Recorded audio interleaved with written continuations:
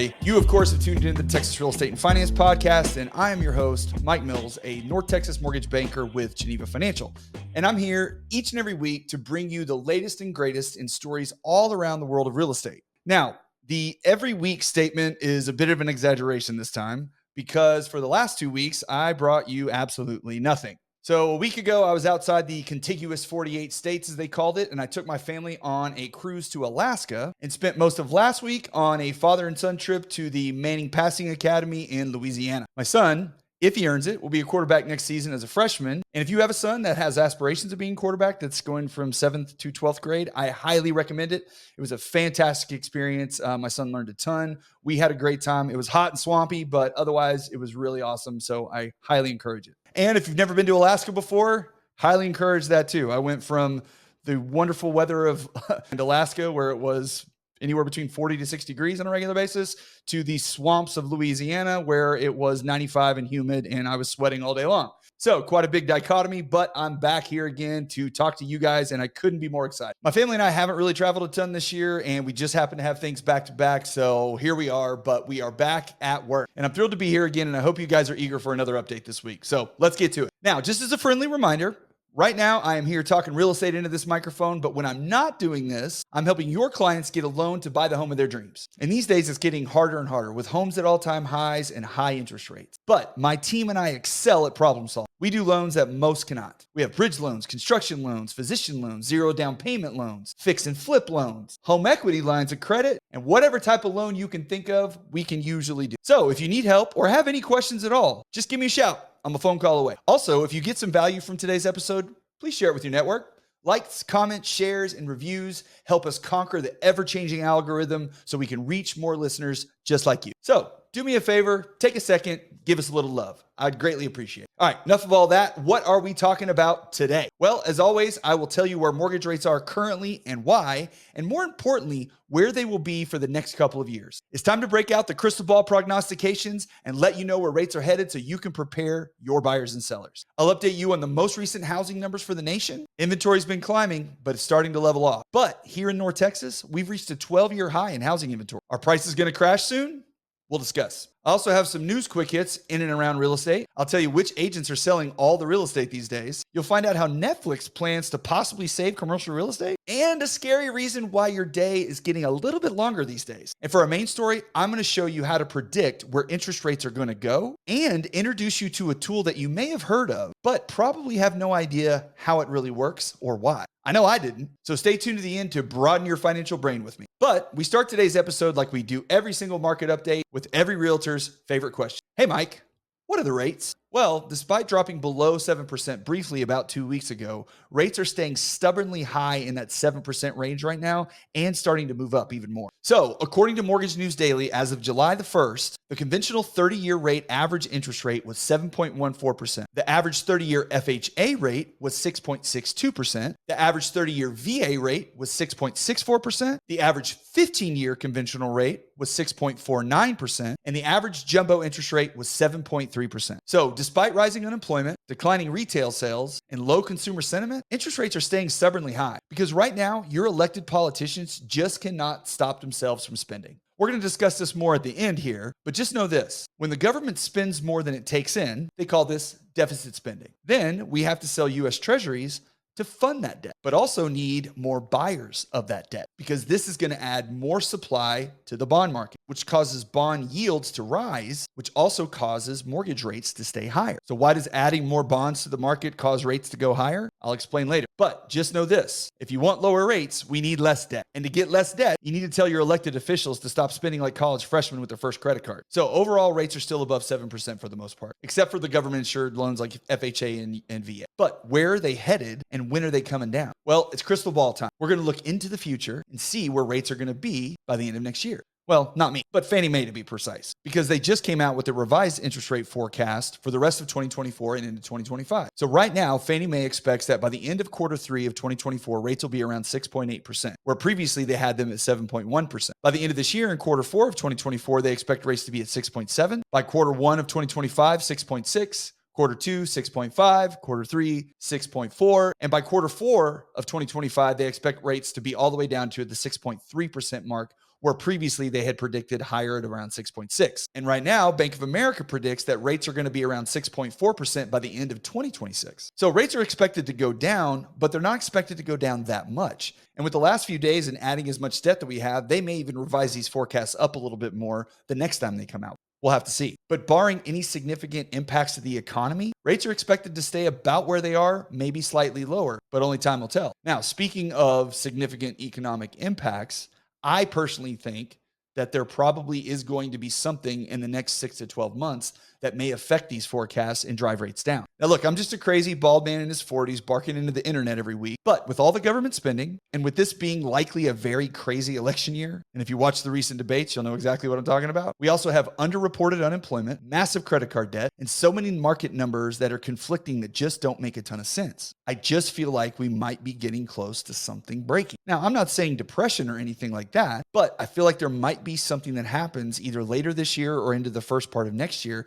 that might flip all these forecasts upside down on their head, which I think probably makes rates go down a little bit faster than what we're expecting. Unfortunately, not for good reasons. It's probably going to be something bad. Now, I really, really hope that I'm wrong, but I just have a weird little spidey sense telling me that something just isn't right. And we're kind of like in this calm before the storm. There's been a glitch in the matrix somewhere and something feels like it's coming. I'm probably crazy. Only time will tell. But I bet we see these forecasts that adjusted pretty heavily into next year. So we'll see. Hopefully I'm just a nutball, because what I really want is a thriving economy and everybody doing well. I don't want things to fall off a cliff or even have just significant adjustments, because that's pain for everyone. All right, now let's get into some housing numbers. Where is the market sitting right now? So at this point in time, we're kind of in a weird spot because inventory is rising, but so are home prices in many markets, or at least not falling like you would expect them to. And in short, it's really just because in 2024, we've had a lot of sellers that are also buyers. Now, we don't have all of June's numbers finalized yet, and this is July 1st when I'm recording this, but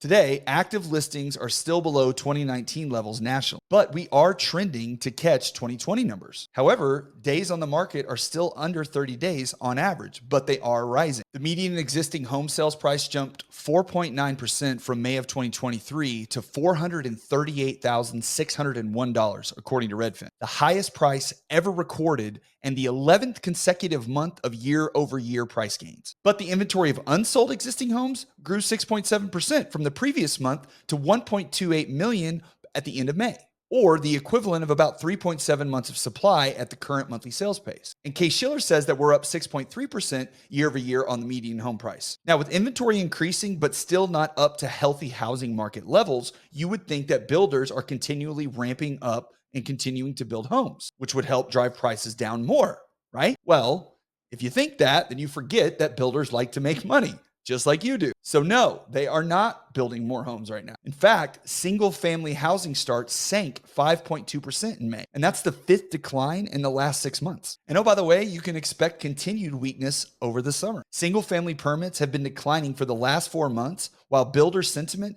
hit its lowest level for the year this June. See, they see the inventory increasing as well, and they don't want to add to it because it would affect their sales price of homes, which would in turn affect their profit, which would in turn affect the share price for their investors. If home prices are going up, sales must be going up as well, right? Well, according to the May 2024 existing home sales report from the National Association of Realtors, sales volume fell 2.8% year over year to an annualized rate of 4.1 million homes. That number also marked a decline of 0.7% from the previous month in April. And June's numbers aren't looking any better. But at the same time, prices hit an all-time high of $438,000, 4.9% year-over-year increase, and marked the 11th consecutive month of year-over-year gains. So how is this possible? We have rising inventory and declining sales, but still rising prices. What the hell's going on? So you have to understand that even though inventory is increasing, 3.5 months of supply is still well below the 6 to 7 months of supply that you need to have a balanced housing market. And we're barely halfway there. And oh, by the way, a good chunk of that available supply are new builds that are not complete and they are not ready to move into or have even started yet in some cases. And if people can't move into those homes, then they can't list and sell their homes. So this kind of still skews the available supply for actual purchase that's on the market right now. So even with rising inventory, home prices are still going up, at least nationally, which just drives the point home how horribly short in inventory we're in the market over the last several years. And that's why you've seen home values go up, in some cases, 50% just in the last 4 years. So if builders aren't going to pick up the slack on supply in order to help prices truly fall, then we're going to have a really hard time hitting that 6-month mark where you can start to see some pretty significant declines in home prices because of the available supply. It just is what it is. Now, again, that is the national housing market. So what does the market in Dallas-Fort Worth, where I'm at, look like right now? Well, according to the Dallas Morning News, North Texas hit a 12-year high in inventory on the market just last month. So home prices here must be crashing, right? Well, sort of. So for the first time this year, the DFW median sales price is actually down 1% to only $405,000. However, over the last 30 days, we've only added about 11,000 new listings to the market, and that's down 8% from this time last year. But we do currently have about 39,000 homes for sale right now, which is just under our recent peak of 40,000 homes in the summer of 2019. And over the last 30 days, the North Texas market has seen about 8,500 sales. Right now, average days on market is right around 22 days, and 18% of homes are still selling above list price. Hello, North Dallas, Frisco, Plano area. But about 36% of homes are dropping prices. Hello, everywhere else. However, our months of supply is still only about 3.5 months, which is better, but not great. Because remember, you need 6 to 7 months of supply to have a healthy, balanced housing market. And although migration to Texas has certainly slowed in the last several months, at least from other states in the country, Fort Worth is still second among the top 50 cities in the U.S. in population growth in just the last 12 months, growing at a clip of 2.2%. But if you read national headlines, you'd think the Dallas-Fort Worth area housing market is falling off a cliff. We're busting at the seams with listings. But it's all perspective. Remember when the pandemic hit and you couldn't find toilet paper anywhere? And how today, when you go to the store, you can easily get your Charmin? It doesn't mean Charmin is cheaper or in overabundance. It just means we're kind of getting back to normal levels. So right now in housing, you can get the Sam's thin toilet paper that breaks up every time you use it anywhere you want. But that nice soft quilted Northern is still really expensive and still hard to find. So happy shopping. All right, let's get to some quick hits in the news around the world of real estate. So right now, business is slow, but someone's selling homes. Who is it? Well, in a study published by my favorite housing site, Resi Club, and Lance Lambert last week, the top 1% of realtors right now make up 15% of home sales over the last 12 months. So even with high rates, many top realtors are not just holding their market share, but they're actually taking. In fact, in Texas, the top 1% of realtors make up 19% of the total sales. The top 5% of realtors do 37% of the business, and the top 20% do 64% of the business. That's the 80-20 rule in full effect, or 60-20 in this case. Little math. So how is this? Well, they cite skill, experience, doing it for a number of years. They cite market knowledge. These agents are experts in areas that they live, or they're experts in relocation. They cite networks as a reason, meaning they're very active in their community. They know a lot of people. They have a lot of friends. They don't stay at home and wait for the phone to ring. And a lot of these people have repeat clients. If you do business, you do more business. You pick up the phone, you call your past clients, you ask them questions, you check in, you make friends. And the last thing is marketing. These agents let everyone know that they sell real estate. This is the person who wins. The person that doesn't love social media, the person that doesn't want to embarrass themselves, the person that doesn't go out to the networking meetings, they're not the ones selling. The ones that are active, the ones that are out there, the ones that are building their network, the ones that are making relationships, these people are taking greater and greater market share. So if you're not in that 20%, you're probably just missing some aspect of those top agent qualities. And you can do it. It's not rocket science. It just requires a little bit of work. Next, did you know that Netflix is trying to single-handedly save commercial real estate? Well, not really, but it was a good way to lead off the story. Actually, what's going on is the Galleria in Dallas is getting a new tenant, and they are trying to do to commercial real estate what they did to entertainment. So Netflix has chosen the North Dallas Mall to house one of the company's first Netflix house locations. The experimental entertainment venue, per a news release, will offer immersive experience based on iconic Netflix titles such as themed dining and live entertainment, including food, beverages, and merchandise. Imagine waltzing with your partner to an orchestral cover of a Taylor Swift song on a replica of the set of Bridgerton, and then walking around the corner to compete in the Glass Bridge Challenge from Squid Game, reads a post on the company's blog. The 107,436 square foot Galleria edition will be among the first Netflix houses in the country, with another location planned in King of Prussia, Pennsylvania. Both locations are slated to open in 2025, with plans for many future locations depending on how these do. So a lot of malls have gone heavy into the experience offerings as online shopping has cut into the competition for traditional mall sales. So like in North Texas, the Shops at Willow Bend has the Crayola experience. Grapevine Mills has the Legoland Discovery Center, Sea Life Aquarium, and the Peppa Pig World of Play to appeal to families. Now, the trend isn't necessarily new. The Galleria of Dallas has had an ice rink since 1982, but it has accelerated as department stores such as Belk, Macy's, and JCPenney have closed locations and vacated anchor space. So Netflix is going to try to help buoy commercial spaces that are vacated because of Amazon. I don't know if it's going to work, but they're trying. Anyway, I'm probably going to go check it out when it opens up. Seems like a pretty cool idea. They got to do something with all that space. Okay, next up in the news of crazy things that Mike finds on the internet and is fascinated by and wants to tell you about. I don't know if I can title this segment that, but we'll go with that for now. So you think you have long work days now? Well, did you know that your days are actually getting longer and longer by the second? That's right.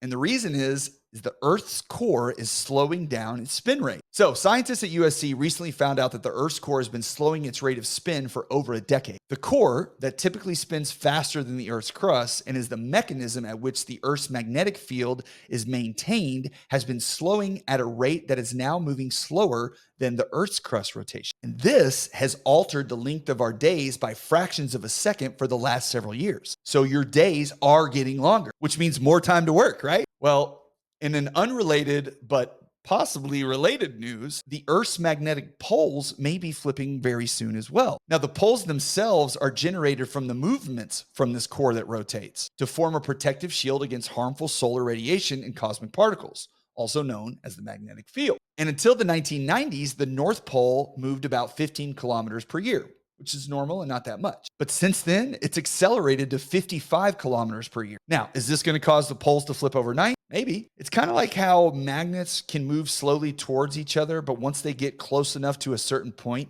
they'll move very quickly to attach. It's kind of the same idea. And this rapid move could cause the North and South poles to flip. Now, what would that look like? Well, at least according to what we know, it wouldn't be like Armageddon or anything. Again, at least based on my couple hours of internet research, but it certainly wouldn't be pleasant because of solar radiation. And when your magnetic field is temporarily down because your poles flip, you're going to be hit with a lot of that radiation, which will cause issues for satellite communication, cause issues for animals that use magnetic fields to migrate from one place to another, and probably lots of other things that we really can't think of right now because the last time this happened was 780,000 years ago. But I'm sure it's going to be fine, so sleep tight. Okay. Now for our main story today. Do you want to know why rates just can't seem to come down even with poor economic news? Because remember, bad economy usually equals good interest rates. Well, I'm going to tell you about a tool that you can watch and use to help predict where rates are headed and when they might come down. So today we're going to take a little tour around the world of the bond market. Now, I've been in mortgage for almost 15 years. And I thought I fully understood how bonds work. But I realized recently that I really didn't, or at least I didn't know what I didn't know until I learned it. So it's kind of like going to Alaska. I knew it was beautiful. I'd seen a ton of pictures, but I really didn't know how beautiful it was until I was standing on the deck of that cruise ship looking at a massive glacier. So there's one thing to kind of understand something, and it's another thing to really understand something. And that's what we're going to figure out. Now, I know this might sound like a boring topic, but I promise you it's really more interesting than you might think. So let's start first with why rates just cannot come down yet. Why even with rising unemployment, reduced spending, and a slowing economy, you cannot get an interest rate under 6%. Because remember, again, bad economy usually equals good interest rates. Well, you can thank your wonderfully elected officials, red and blue team both. So 2 weeks ago, the Congressional Budget Office raised its deficit forecast for 2024 from $1.6 trillion to $2 trillion. Why, you might ask? Well, we've added an extra $400 billion more to the national deficit than we expected just since February. So how is this possible? Well, a good majority of it comes from forgiven federal student loans to the tune of about $150 billion. However you may feel about it, it's just the truth. Also, higher rates cause issues for small regional banks in 2023 and are still causing issues in 2024. You see, the FDIC had to go help these failing banks to the tune of $70 billion, which is still going on today and being severely underreported because much of this has to do with the struggling commercial real estate market, but that's another topic for another day. And the rest of the, quote, unexpected spending came from foreign aid to Ukraine and Israel. Again, however you feel about it, that's where it came from. So why does higher debt affect mortgage rates? All right. follow me here for just a minute. So if we live together and we bring in $10,000 a month as a household income, but we spend $15,000 a month, then we are in debt $5,000. They call this deficit spending in government speak. Sounds like a fancy term, but it just means you're spending more than you make. Now, that $5,000 has to come from somewhere. So in our situation, we would just get a loan or run up a credit card. Well, thank goodness, I guess, there isn't really a government credit card. I mean, the Fed kind of is that, but either way. But what the government can do is they can get loans. So how does the government get loans to pay their bills? Well, they sell U.S. Treasuries and securities, otherwise known as bonds. And then American investors, foreign investors, large corporate institutions, and foreign governments can buy these bonds and essentially lend the U.S. government money. Now, when you flood the market with billions of dollars in U.S. bonds for sale, you have to make them attractive to buy. So you have to offer higher interest rates or yields on these bonds so investors will buy them to cover the debts. And if rates on US Treasuries are high, then mortgage bonds have to offer higher rates as well to stay competitive and keep selling to have people keep buying. So more debt means more bonds that have higher rates, which means higher yields, which means higher mortgage rates also. So even if the economy slips further into a recession, if the government doesn't stop spending like Elon Musk at Christmas, he spends a lot because he has 12 kids. Yeah. 12 kids. He just had one recently. That even with a poor economy, we can still have high rates. And even if the Fed decides to cut rates, because bonds will still be expensive and keep rates high, which will keep spending low and may even still carry higher inflation because of government spending. Then you could get into something called stagflation, which is really bad. High rates with high inflation and a slowing economy. In fact, today on Monday, when I'm recording this, we saw a big sell-off in bonds because the Bank of Japan, which is Japan's central bank, sold off a bunch of US Treasuries to try to keep their currency from falling off a cliff, which added a ton more to US Treasuries for sale, which drove down prices and increased yields and therefore caused mortgage rates to spike up. Confused yet? Well, there is something out there that's a great barometer on a day-to-day basis to see where rates are headed, and that's called the 10-year Treasury yield. Now, if you've been in mortgage for any period of time, you're very familiar with the 10-year Treasury and its correlation to mortgage rates. And if you're a realtor, you might even have some experience with it as well because of how much it impacts our business. But do you know why the 10-year Treasury is such a good measure of where interest rates will head? Well, I'll say I wasn't 100% sure either, but thanks to ChatGPT and a few other sources, I got it broken down for me in very simple terms that I want to share with you. So first off, the way any bond works is when you buy that bond on a given day, say today, your rate of return would be 4.4% over the next 10 years. So if you hold that bond to maturity over 10 years, and let's say you invested $1,000, you'd get $44 every year for 10 years, netting you $440 at the end of that 10-year period. Now, that's not a huge return over 10 years, but the idea is that money is very safe while still guaranteeing you some level of return, especially if an economy in a market isn't very secure. So you would use that instead of, say, putting money into the stock market, which might be very volatile and cause you to lose money. And oh, by the way, if that 10-year rate drops between now and when it matures, you could sell that bond for an even greater short-term return because buyers would be maybe more attracted to that bond that has a higher yield. This is how the bond market works. Safe investment for long and short terms with the ability to sell or buy more bonds that haven't fully matured to make a profit or possibly take a loss if rates go up and you sell. Now, in regards to mortgage rates, the main reason why the 10-year Treasury price or yield or rate or whatever you want to call it, it's all basically the same word, is so closely correlated is because of the average life of a mortgage is also about 10 years. So the 10-year Treasury closely mirrors the average life of a mortgage, which is why the 10-year Treasury and mortgage-backed securities are so well correlated. 10 years is also a good reflection of economic expectations. The term's not too long, which makes predicting the market very difficult, but it's also not too short, reacting to daily and weekly items that come up that could cause something like an individual stock or an index to fall, making big swings in the market that could be short-lived. 10 years is a stable time frame to get good investor sentiment on where they think the market is headed. And also because bonds are relatively safe and the 10-year is in great abundance and very liquid,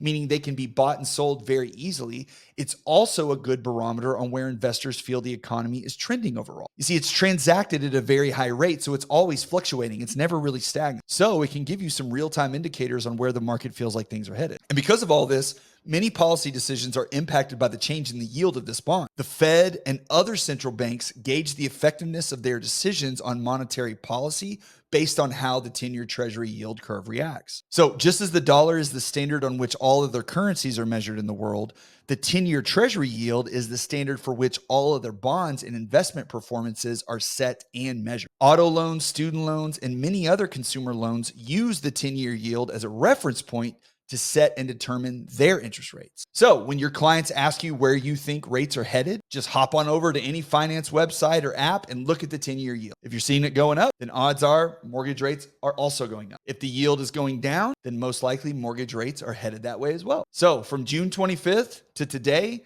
the 10-year yield is up about a quarter of a point. So guess how much rates have moved up since then? You guessed it, about a quarter of a point. And now you know more about financial markets than about 90% of the world's population. Our brains grow together around here. Well, my friends, that is all for today. You know, my great grandmother used to buy me government bonds when I was a kid for Christmas, and it was the most boring Christmas present that I'd ever got. My 10-year little old brain could never wrap my mind around the fact that she was actually buying me a government bond at 14% interest, because that's where rates were about then. And that money ultimately helped me pay for some of my college. So thanks, Granny. You see, the greatest trick you can learn when it comes to money is how to stop trading your time for money and start having your money make money for you. And understanding how these markets work and interrelate takes you one step closer to figuring out all this stuff and setting yourself up and your family for financial success. And I hope today I was able to get you one step closer to that skill. We're learning together here. Thank you everyone for tuning in. I hope you all have a great 4th of July. I will not have a guest this week because of the holiday, but I may have a little special episode pop up. We'll see. But we'll be back with another market update next week. So until then, be great humans and keep grinding, because life is what you make it. So make it great. See you then.